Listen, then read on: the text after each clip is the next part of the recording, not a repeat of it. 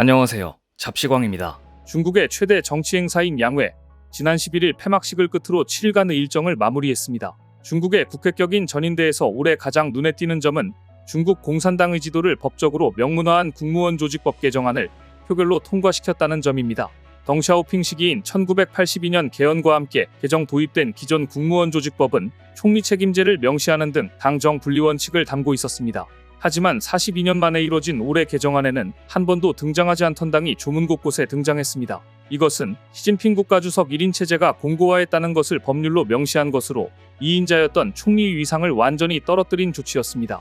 또한 중국 최대의 정치 행사라는 수식어가 무색할 정도로 경제 활성화를 위한 적극적인 대책, 어찌 보면 중국인민들은 가장 관심을 두는 부분일 텐데요. 하지만 지금 중국 경제를 가장 괴롭히는 부동산 침체에 대한 대책은 전혀 없었고 오직 시진핑 주석을 위한 이벤트로 끝났다는 점에서 그 어느 때보다 인민들의 실망감은 컸습니다. 사실 중국 공산당도 이제는 부동산 문제를 어느 정도 포기한 상태입니다. 오히려 중국 공산당은 최근 들어 아예 대놓고 파산할 부동산 회사는 파산해야 한다, 구조 조정할 회사는 구조 조정하라며 파산을 유도하고 있습니다. 리웅 주택도시농촌 건설부장은 양회를 계기로 열린 기자회견에서 대중이익을 해치는 시장 참가자는 단호하게 처벌받고 법에 따라 조사받아야 한다며 부실 건설사에 대한 파산 등 구조 조정에 속도를 내겠다는 뜻을 명백히 했습니다. 이처럼 중국 당국자들이 중국 부동산에 대해 손을 뗄 기미를 보이자 중국 부동산 시장은 이제 희망이 없다고 판단한 중국인들이 최근 한국으로 더욱더 몰려드는 부작용까지 발생하고 있습니다.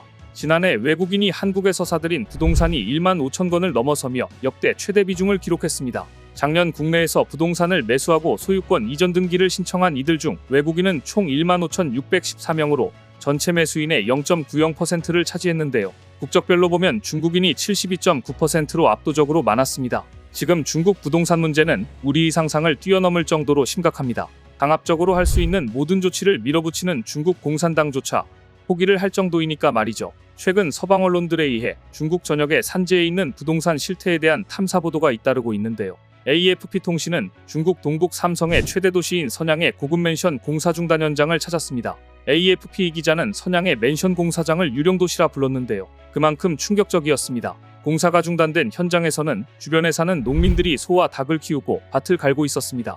AFP는 중국 동북부 선양교외에는 무너져가는 베란다와 무성한 풀로 뒤덮인 아치형 저택들이 방치되어 있다. 이는 과잉 공급으로 기능을 상실한 중국 부동산 시장의 상징이다라며 르포를 시작했습니다. 르포에 따르면 부동산 대기업인 그린랜드 그룹은 2010년 인구 900만 명의 공업도시인 선양의 구릉지대에서 대형 개발 프로젝트 스테이트 게스트 맨션에 착수했습니다.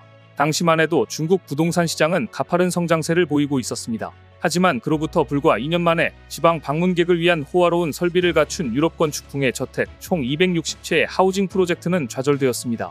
부유층이나 정부 관계자를 위해 정원이 정비될 예정이었던 토지는 현재 농가가 밭으로 경작하고 있으며 건물과 건물 사이에는 울타리가 설치되어 그곳에서 가축의 소가 사육되고 있었습니다. 간이닭장도 설치됐으며 각 집에 완비된 자동차 2대분의 차고는 농기구를 보관하는 창고로 변해 있었습니다. 놀라운 사실은 프로젝트가 좌절된 이유는 아직도 밝혀지지 않았다는 점입니다.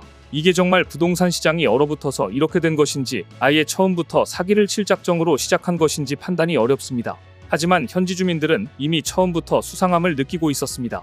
인터뷰에 응한 한 농부는 공무원의 부패와 관련이 있는 게 틀림없다고 말하며 자금이 끊기고 그때까지 감시의 눈이 닿지 않았던 개발 프로젝트에 메스가 들어왔고 그래서 중단됐다고 덧붙였습니다. 즉 처음부터 건설사와 지방 공무원이 손을 잡고 프로젝트를 시작했으며 경기가 얼어붙고 감사가 시작되자 그냥 손을 떼버렸다는 것입니다. 이 과정에서 엄청난 지방정부 보조금의 행방은 알 길이 없습니다. 중국의 부동산 부문은 2010년대 말까지 호황을 누렸지만 정부는 2020년에 엄격한 대출 정책을 도입하면서 무차별 차입이 횡행했습니다. 그 결과 일부 개발업자는 거액의 채무와 수요 침체에 직면하게 되었고 선양에 있는 것과 같은 유령 도시가 중국 각지에서 볼 수 있게 된 것인데요. 중단된 건설 프로젝트가 얼마나 되는지에 대한 공식 데이터는 공개되지 않았지만 상하이의 공적단체와 관련된 연구그룹의 보고서에 따르면 중국 전역의 주택 계획 중 2022년 시점에서 약 4% 정도가 중단된 채로 방치돼 있다고 합니다.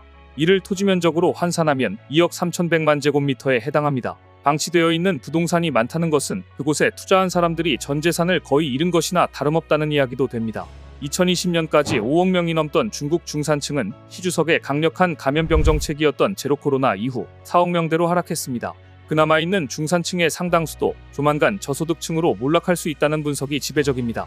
민생경제의 허리 역할을 하는 중산층의 소득이 감소하면서 전체 인구의 중산층 비중이 더욱 감소할 경우 중국 경제 성장과 사회 안정에 위협이 될 수도 있다는 경고음이 나오고 있지만, 중국 인민들이 보기에 중국 공산당은 자신들의 권력 투쟁에만 몰두할 뿐 인민들의 삶과는 괴리되어 있는 것으로 보일 것입니다. 결국 분노한 인민들은 엄청난 사건을 일으켰습니다. 중국에서 전대미문의 사건이 일어난 것입니다. 중국 최대 정치 행사인 양회 폐막에 앞서 시진핑 국가주석의 집무공간이자 관저인 베이징 중난하이로 차량이 돌진하는 초유의 사건이 발생했습니다. 지난 10일 새벽 시 주석 관저 중난하이의 남문인 신화문으로 검정색 승용차 한 대가 돌진했습니다. 영상에 따르면 사건 발생 직후 검정 옷을 입은 보안요원과 경호인 약 10여 명이 남성으로 추정되는 운전자를 차량에서 끌어내 거칠게 어디론가로 연행하는 모습이 담겨 있었습니다. 차량 운전자는 중난하이 내로 진입하지는 못했습니다. 그러나 해당 차량이 돌진하는 영상은 X등을 통해 급속도로 확산됐고, 이를 본 중국인들은 술렁였습니다. 해당 영상에서는 살인범 공산당이라는 음성까지 나왔습니다. 중국에서 이번 사건을 충격적으로 바라보는 것은 이 사건이 양회 기간에 발생했다는 점입니다. 양회 기간에는 중난하이는 물론 인근 테난먼 인민대회당은 평소 대비 삼엄한 경비가 펼쳐지고 있었지만 성난 민심이 돌진하는 것을 막지는 못했습니다. 베이징 안팎에서는 이번 차량 돌진 사건에 대해 지난 2022년 베이징 스퉁교에서 시주석의 파면을 촉구하는 현수막을 걸었던 사건과 같은 해 백지 시위와 비슷한 맥락으로 현 정부에 대한 불만으로 촉발한 것이 아니냐는 분석이 나오고 있습니다. 대만 매체들은 이 사건을 일제히 비중 있게 보도하면서 차량이 돌진한 곳은 과거 청나라 황실의 정원이었지만 현재 중국 공산당 고위 관리들의 집무실이 자리하고 있다고 보도했습니다. 건물 자체에 상징성이 있다는 이야기입니다. 중국에서 최고 지도부의 집무실인 중난하이를 향해 차량이 돌진한 사건은 전례를 찾기 힘든 일입니다. 하필 시진핑 주석이 양회를 통해 집권 3기 1인 체제를 더욱 공고화하려던 상황에서 시진핑의 집무실을 향해 차량이 돌진하다니 겉으로는 보이지 않지만 경제 악화로 인해 삶이 팍팍해진 중국 내부의 민심이 어떠한지, 그들이 가지고 있는 반발이 얼마나 심각한지를 보여주는 사건이라고 볼 수 있습니다. 시진핑 주석은 양회 폐막식에서 지난해와 달리 직접 연설에 나서지 않았지만 명실상부한 1인 지배체제를 완성했다는 평가를 받고 있습니다. 특히 행정부의 역할은 당이 결정을 이행하는 것이라고 못 박으며 총리의 권한을 약화시킨 국무원 조직법 개정안도 통과시켜 총리의 권한도 대폭 약화되었으니 시 주석에게 할 말하는 정치인은 이제 아무도 없다고 보면 됩니다. 중국 매체들은 시 주석 관저 차량 돌진 사건에 대해서는 침묵하면서도 양회 폐막식 관련 기사는 잇따라 쏟아냈는데요. 시진핑 주석에게 권한이 집중되는 만큼 현 체제에 대한 반발 목소리, 그리고 시 주석의 정치적 부담 역시 점차 커지고 있는 것으로 보입니다. 오늘 준비한 소식은 여기까지입니다. 댓글을 통한 여러분들의 많은 의견 기다리겠습니다. 시청해주셔서 감사합니다.